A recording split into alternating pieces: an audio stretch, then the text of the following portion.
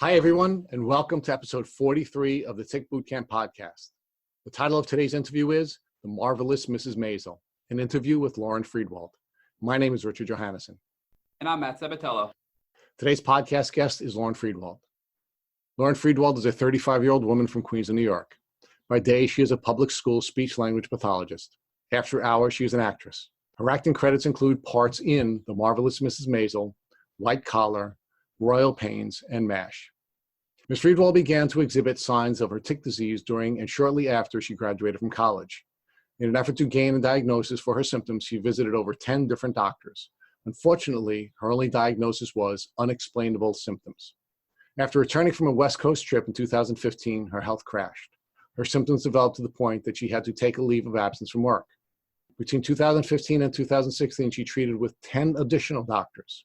She did not receive a diagnosis until she visited with a Lyme literate doctor. Her LLMD finally tested her and diagnosed her with Lyme disease, Bartonella, and Babesia. Today, Lauren Friedwald has regained about 80 to 85% of her health. Last school year, she returned to work 3 days per week, and she is looking forward to return to the television and movie sets in the near future. Hi, Lauren Friedwald, and welcome to the program. Hi, thank you so much for having me. So Lauren, almost every one of our guests have gone through a transformation where they had one life before they were bitten by a tick and a different life after they were bitten by a tick. Can you share with us what your life was like before your tick disease journey began? Sure. I was always very go, go, go. Even in high school, I was on the track team and I was in a lot of clubs and going out with friends and babysitting and just always on the go. And even when I got to college, it was the same thing. I was on a dance team and I was participating in a lot of activities and just had a lot of energy. I was dealing with some health issues in college, but I was still able to function. So I still was able to go, go, go and go to work. And I was acting in the summers and I was baking and doing all of these things and traveling and until I got bitten by the tick 4 years ago. So tell us about your career, both in the educational community and in the acting community. So I wasn't sure what I wanted to do. And then after college, I ended up becoming interested in speech pathology. So I went to grad school. I worked in a clinic for a couple of years. And then I ended up working for the public school system in New York for the last 10 years or so. And so I worked in an elementary school with elementary kids, and most of them were special needs kids, some emotionally disturbed kids, learning disabilities. And in addition to doing God's work with special needs children, you were also doing some really cool stuff in the theater community? Yeah, so I've always loved acting. Growing up, I was always acting in plays in school and outside of school. And about 10 years ago or so, I started acting in TV shows and movies and commercials during my summers when I was off. So I would spend some of the days on set, which is they're pretty long days. It would usually be about 14 to 16-hour days on set. But I loved it. It was great. So what were your life's goals before you began to exhibit the symptoms of a tick disease? I really enjoyed being a speech pathologist in the school. I loved it. I loved having the summers off and traveling and acting. So I was always very busy and always on the go. And that was the plan, to just continue that and just kind of explore more of my hobbies like baking. And when did you first begin to show signs of a tick disease? I started getting some health issues in college. I was diagnosed with IBS and I had a lot of digestive issues, like stomach pain and bloating and nausea. So I was diagnosed with IBS and they gave me some medications for it, but it didn't really help. And over the next few years, I got recurring sinus infections, some fatigue. It wasn't debilitating and I was able to function, but I knew that I was more tired than other people. I had eczema, allergies, brain fog, tingling sensations in my feet, legs, arms, and face. I was tested for MS and it was negative. And then I just always thought I had a low immune system because I was always getting sick. I had colds and stomach bugs and viruses. And I went to all these doctors and they couldn't figure out what was wrong. So I just learned to live with the symptoms. Lauren, your symptoms progressed over 12 years from the time you were in college. Can you talk about the progression of your symptoms and how that occurred? Yeah. So it started with the stomach issues. I felt like I had the low immune system and I was always getting sick. And then I think it was 2013, I started, the sinus infections just weren't going away. I felt like I always had headaches, just constant headaches, brain fog, fatigue, achiness. I just felt really off.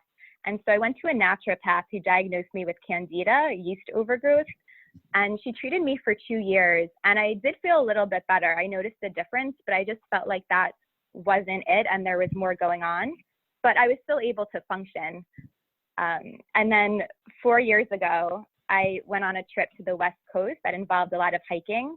And I got flu-like symptoms as soon as I got home from the trip that never went away.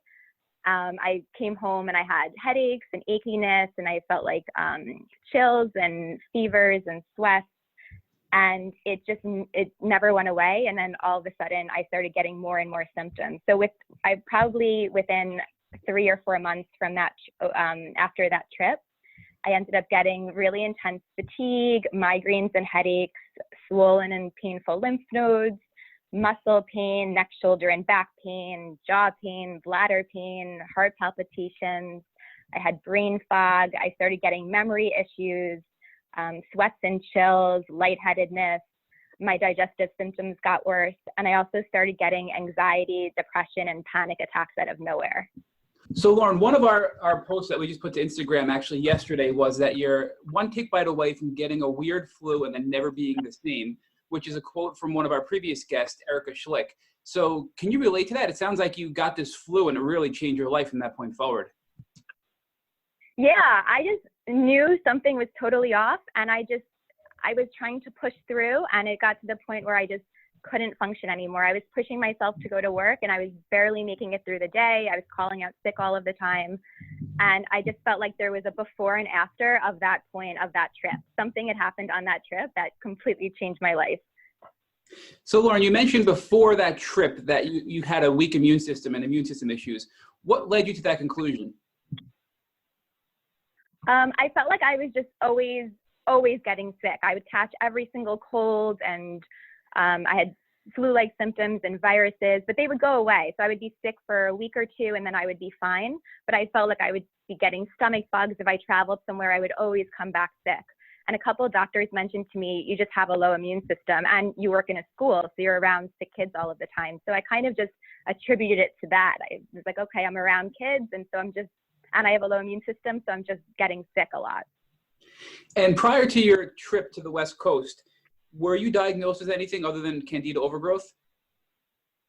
No, the doctors I had seen just said stress. I was never diagnosed with anything else. That was the first diagnosis. And once your symptoms progressed after that trip and you realized that you were just getting worse and worse and worse, what were your doctors saying at that time?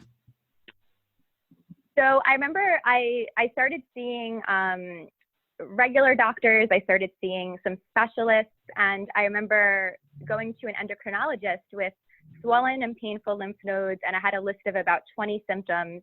And she told me that I cut myself shaving, and that's why my lymph nodes looked swollen, and I was completely fine. It was just stress, and which is very invalidating because I couldn't even get out of bed at that point. I was barely making it to work. And so I started seeing rheumatologists and neurologists and gastroenterologists and infectious disease doctors, and I was diagnosed with chronic fatigue syndrome, fibromyalgia. They told me that some doctors said stress, and then a couple of doctors said I had some kind of viral or bacterial infection, but they didn't know what it was, and there was no way to test for it. So they can give me prescription drugs to manage the symptoms, but there was no way to figure out exactly what I had. Were you able to work still at this time, or did you have to step down and focus on your health? I was pushing myself to go to work, but it was really miserable. I felt like I was always going to pass out. I needed to lay down during my lunch and prep periods, and it was really hard to function. So I did end up calling out sick, but I pushed myself a lot to go in. So I was going in most days at that time. So what doctor ultimately diagnosed you properly with Lyme disease? So I actually went to an acupuncturist. It was 3 summers ago to manage those symptoms because I was having so much pain. I couldn't function. And she asked me, have you been tested for Lyme disease? And that was the first time anyone mentioned that to me. And she told me I have similar symptoms to her other Lyme patients.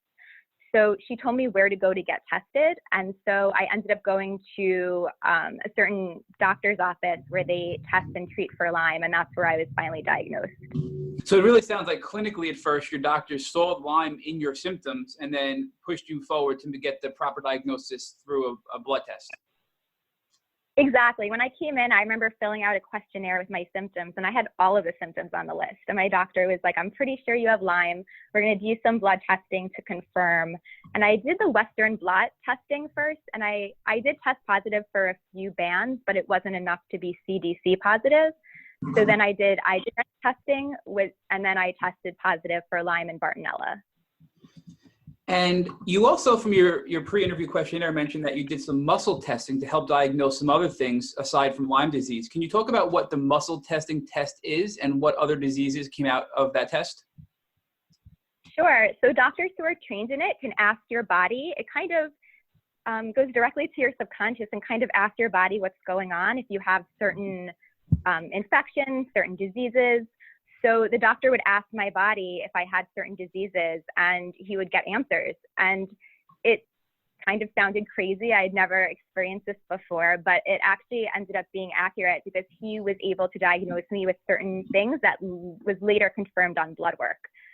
So I tested positive for Lyme and Bartonella through muscle testing, also Babesia, another co-infection, and some other viruses like Mycoplasma and Epstein-Barr.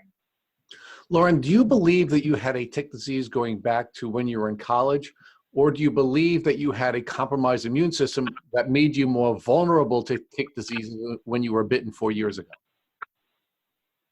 I've thought about that a lot, and I'm not sure. Part of me thinks maybe I just had a low immune system, and I was on antibiotics a lot, and that kind of even just affected my immune system even more, and then just allowed me to be more open to getting the tick bite and more vulnerable, like you said. So I'm thinking that's what it was, because there was such a change when I went hiking in the symptoms. They weren't as debilitating before. I was able to live with them. So I think I might have gotten bitten 4 years ago. So you mentioned the muscle testing is really a way of your doctor asking your body what's wrong. But for our listeners, can you talk about exactly what that test is like? So what is performed to you so they can have a better understanding of what occurs during that test? Sure. So there are a lot of different ways to do it. And I had a couple of different doctors who did it different ways. So one of my doctors would put his hand on my wrist and be able to ask my body questions, and he kind of would get certain responses and be able to interpret those responses. And I had another doctor who would do it when I did biomagnetism therapy. He would kind of shake my feet and kind of get answers whether my feet were even or uneven. And it sounds very strange if you haven't experienced it, but it's amazing when you actually experience it and then get confirmation with answers. So you also mentioned that you were diagnosed with mold poisoning through a nasal swab test. So what exactly is that test, and how do you get it performed? So it's called Marcon's test. It's MARCONS, which it tests for antibiotic-resistant staph infection. So the test tests for that, but then it also tests for other forms of mold and other infections that might be in your nasal passages. So they inserted a nasal swab deep into my nasal passages and then sent it away for testing. And then I got the results a few weeks later. So I tested negative for Marcon's, but I did test positive for a form of mold and staph infection in my sinuses. And I have to ask, all of these tests, were any of them covered by insurance? Most of them were not, unfortunately. So now that you have these diagnoses with Lyme disease and all of these other infections from a tick, what's your healing plan with your doctor? So when I was first diagnosed, my gut was in poor shape, and she wanted me to do some gut testing first. So I actually tested positive for parasites. So she wanted me to work on gut health for a few months and open my detox pathways with some herbal supplements. So I did that for a few months before starting any of the Lyme treatment. And so probably after 3 or 4 months, I started the first herbal for Lyme, which I took Beyond Balance. And I took 1 drop of that and I was out for 2 weeks. I couldn't move. It was really powerful. So I ended up I started doing herbals, but working my way up very, very slowly because they were very intense and I was reacting very heavily to them. So I started doing the herbals. I started doing ozone therapy. And then I was also on a lot of supplements to boost my immune system and then also to correct vitamin and mineral deficiencies. So, Lauren, you mentioned that before you even started to attack the Lyme bacteria with your herbal protocol, you did a protocol to open up your body's detox pathways. So that's different than most of our guests and how they were treated. Can you explain why you took that approach before you actually killed off the Lyme bacteria with those herbs? Sure. The doctor said that by opening up the pathways first, it would just give my body would be better able to handle all of the herbals and all of the kind of the attacking I was doing. It would just better be able to detox, especially because I had been having symptoms for a long time and just my health wasn't quite right. And I think probably everyone could benefit from that too. So I did that first for a few months, and I think that's the technique she uses with everyone. And then when you mentioned the Lyme protocol, once you got past that several months later, I think you mentioned the name. Can you say that again, what the name of the Lyme protocol was? Oh, sure. The brand of herbals I used was Beyond Balance. Beyond Balance, right? Yeah. So in addition to the Beyond Balance herbal protocol that you used, you mentioned the ozone therapy. Was that effective? Did you find that helpful in your treatment? Yeah, I found that very effective, actually. I started doing it once a week, and then I went up to 4 times a week for a couple of months, which was a lot because I was herxing a lot from it. But and then I went back down to once a week. But there was a big difference before and after I started ozone. So I feel like that was a major treatment for me that really helped. Can you talk a little bit about the thought process behind ozone therapy and why it's used to treat Lyme patients? Yeah, so I did a type of ozone therapy that's called MAH. They actually remove some blood from your body and they inject it with ozone, and then they run it through a machine that just is additional. It kills viruses and bacteria, and then it goes through an IV back into your bloodstream. So it actually ends up killing the viruses and bacteria in your body while also boosting your immune system. And in addition to ozone therapy, did you try any other therapies to treat your Lyme? I did. So I tried UV LRX, which is also an IV where they insert ultraviolet light into your body, and it kind of has a similar effect to ozone. It's supposed to boost your immune system, kill any viruses or bacteria, increase circulation. I did that for a couple of months. I also took low-dose naltrexone, which is a drug that helps regulate your immune system, and I found that helped a little bit with the pain and fatigue. I also did osteopathic manipulation, which is one of my doctors was an osteopath, and so I would lay down on a table, and using very gentle movements, he would kind of manipulate my neck and head and shoulders, and it would completely get rid of the pain, which was just any pain relief at that time felt amazing. So I just felt like over time that really helped with my headaches, neck pain, back pain. So you really attacked this from a variety of angles. You treated with herbs to first open up your detox pathways, then you treated with herbs to kill the Lyme. And while doing that, you did all these other therapies to help alleviate your symptoms and help boost your immune system. Can you talk about some of the other things that you did? Sure. So I did neural therapy, which is the doctor would inject it was called Procaine. So it was kind of an anesthetic into different parts of your body, and it would kind of help with the pain, but also help reset your nervous system. So I did that for a while, and that also helped with pain. I also did biomagnetism, which was very interesting. I had never heard about this before, but the doctor places magnets on different parts of your body, and it kind of helps regulate the pH in your body and kind of neutralizes the infections. And so it can just help stabilize your body. It can help just get rid of any imbalances caused by inflammation or caused by infections. So I did that every few months, and I found that to be very helpful. I also did Reiki, which is a form of energy healing. And so the practitioner places her hands on or over different energy centers in your body, and it helps clear and balance your energy. And I felt like that was really helpful for releasing emotional trauma. And I believe very strongly that emotional symptoms and physical symptoms are related. So I found that by releasing some of the emotional issues I was dealing with, then it helped some of the physical symptoms.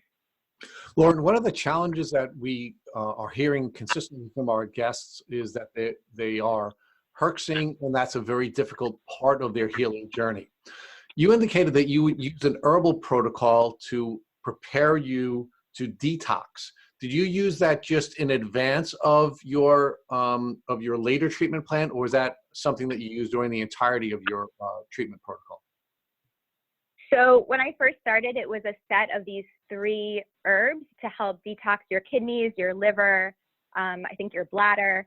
So I took those drops in the beginning, and I actually did that a few other times during the course of my treatment. I would say maybe like once every 6 months, just to kind of open everything up again.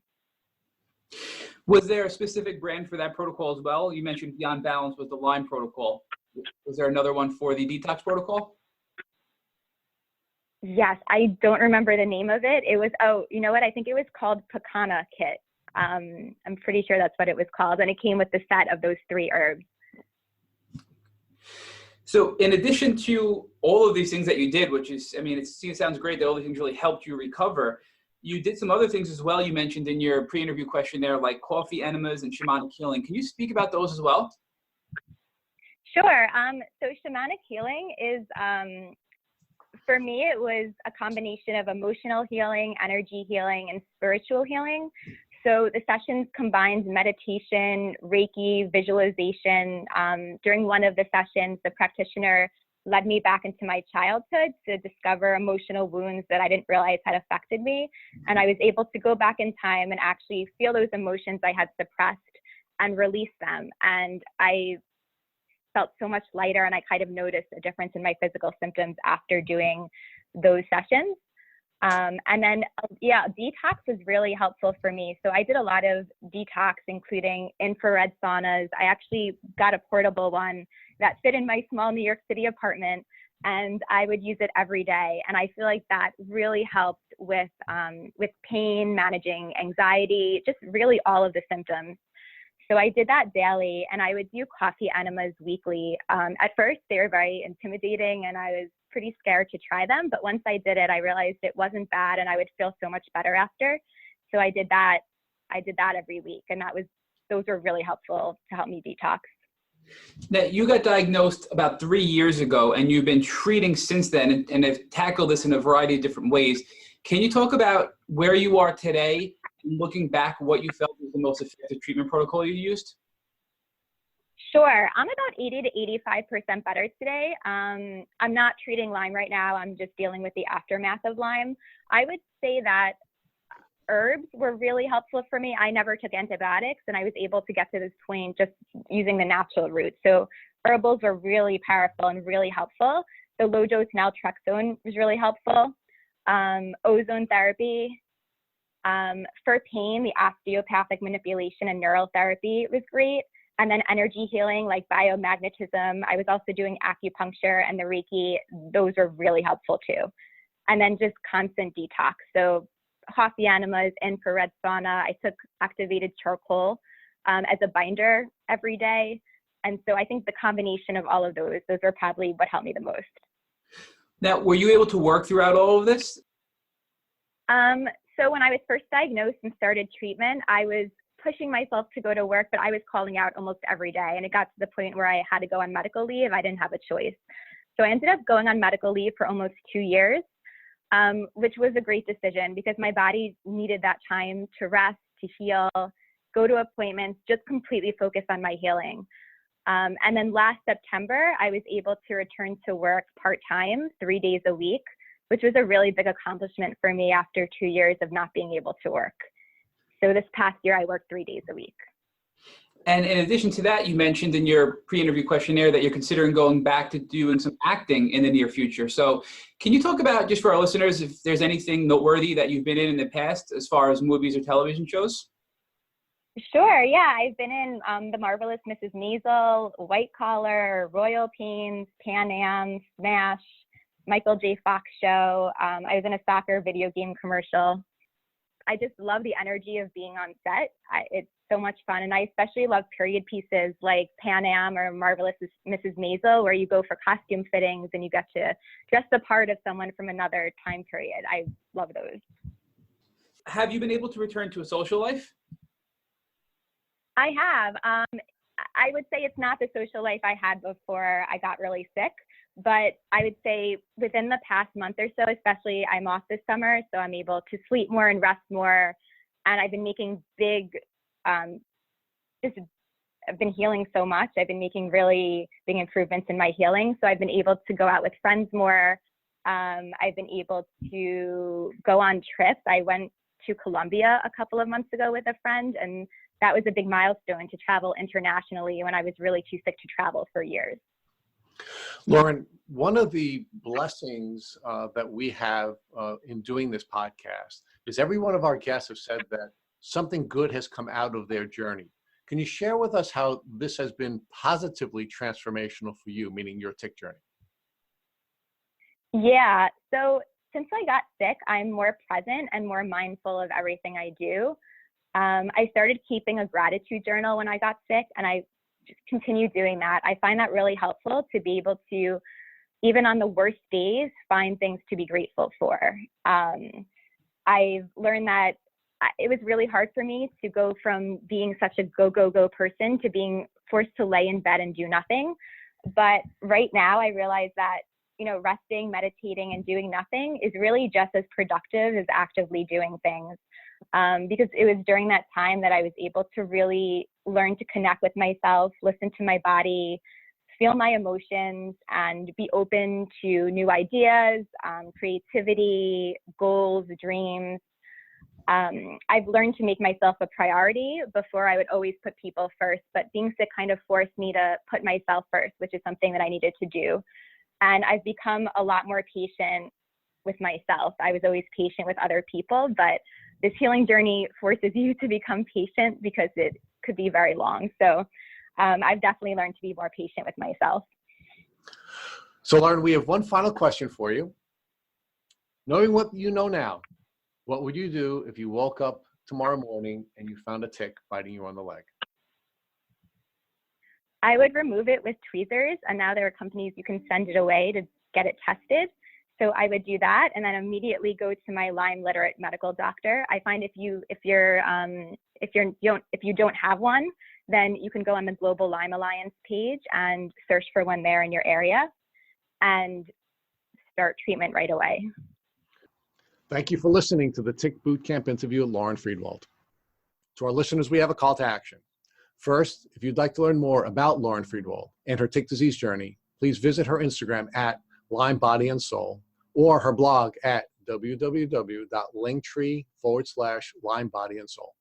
Second, if you enjoyed this episode of the Tick Bootcamp podcast, please share it with your friends by using the social media buttons you see at the bottom of the post. Third, Tick Bootcamp has created a Tick Bite Blueprint that was inspired by the information that has been provided by past guests on this podcast. We urge you to visit the website at www.tickbootcamp.com to view the blueprint. Please note we appreciate any improvement suggestions you would like to offer us. Fourth, don't forget to subscribe to the podcast on iTunes, Google Play Music, or Spotify to get the automatic episode updates of our Tick Bootcamp podcast. And finally, we thank our listeners for their past comments on this podcast. Please take a minute to leave us an honest review on iTunes, on Instagram, or on our website. We make it a point to read every single one of the reviews we get. Thank you for listening.